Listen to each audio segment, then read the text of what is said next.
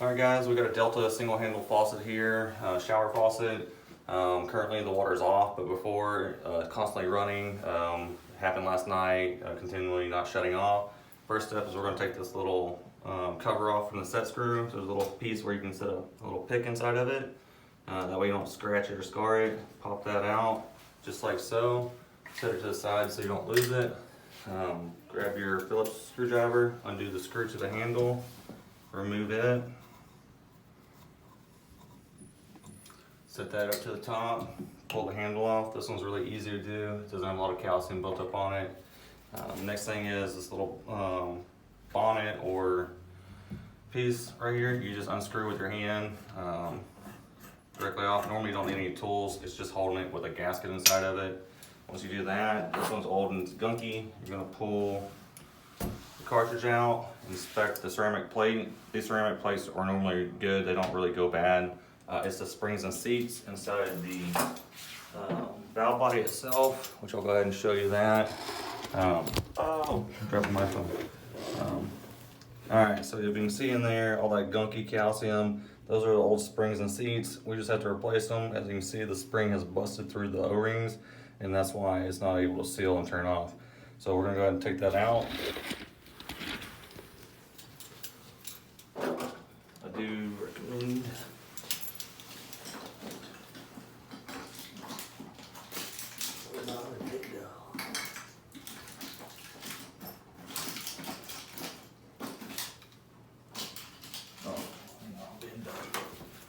So, do recommend having picks to take these springs out so you don't scratch anything up. Just put it inside the spring, pull that little spring out. As you can see, the gasket's completely torn. This is a 35-year-old faucet, so it's not surprising. Same thing with the other side. Pull that spring and gasket right out. The cold side is not as bad. It's always hot because of the minerals inside the hot water heater. After 160 degrees, changes into scale. And which is the like white, rocky, chalky material. It's very like sandpaperish, and it tears seals. So that's why you want to flush your water heater once a year. Once you pull those seals out, you're going to take a wire brush and very easily, carefully, not scar the body, but just clean all the calcium out of the ports for the gaskets. And you're going to do it to the hot and cold, gently. Inspect the seeds, they got a lot of calcium on them.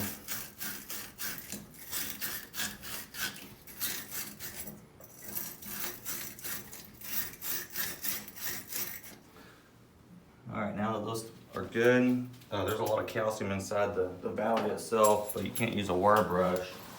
So we like to use sandcloth for plumber's tape, sandcloth, which is just basically sandpaper. So take a little bit of sandcloth, come inside here, go back and forth, clean all that calcium off.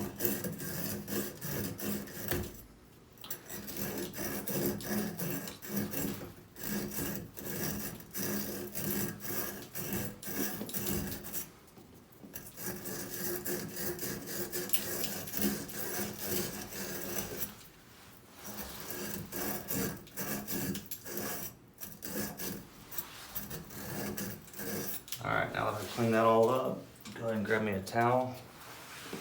You want to wipe all that grit out of there so it's nice and clean.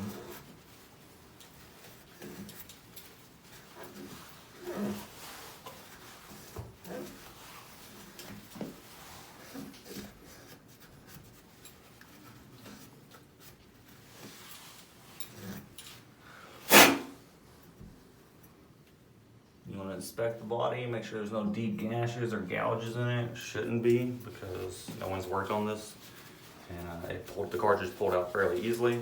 So the next step that we're going to do is you're going to use the Delta RP4993G genuine parts made for Delta. These are the springs and gaskets that go to these faucets.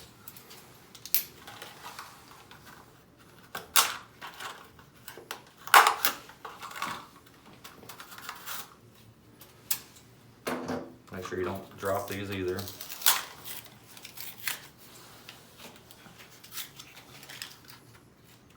Now this is pretty important as well on this to be done.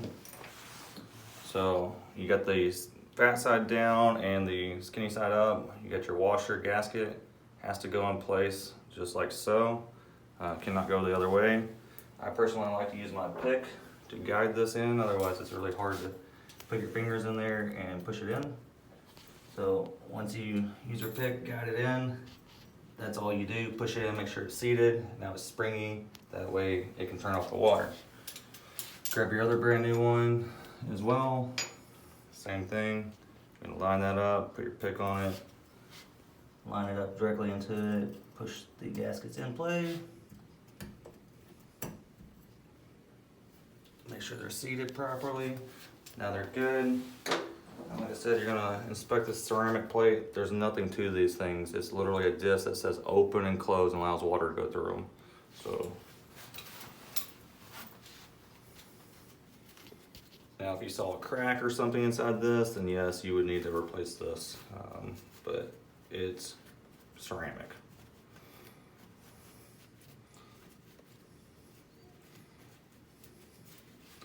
So now that we take all that off, we're gonna put it right back in. There's some keepers on these that allow you to only put it in one way. So you can't put it in the wrong way. If you look right now, there's a keeper there and nothing there. So it means that keeper can only go one way into this cartridge. I'm gonna slide that back in, push it all the way up against it, make sure it's socketed and seated. You're gonna put this bonnet nut back on and you just hand tighten it. You don't have to use a wrench. There's no teeth or marks on it, or it shouldn't have to have a wrench. Tighten it back down, and that's all you do. Turn the water back on and verify there's no leaks. Obviously you're gonna put your handle assembly back as well. You're gonna put your nut back on, same reverse process as taking it apart. Hold the handle at the end to tighten it. Boom, good, on, off. Go ahead and put your cover back on. Make sure that it's off, delta's facing up, so it looks nice and clean. Well, I say that, but you want it to line up with the keepers, so make sure that you line the delta as close as up as you can. So now that's pushed in, we're gonna go turn the water on and check for leaks. Thank you, and have a good day.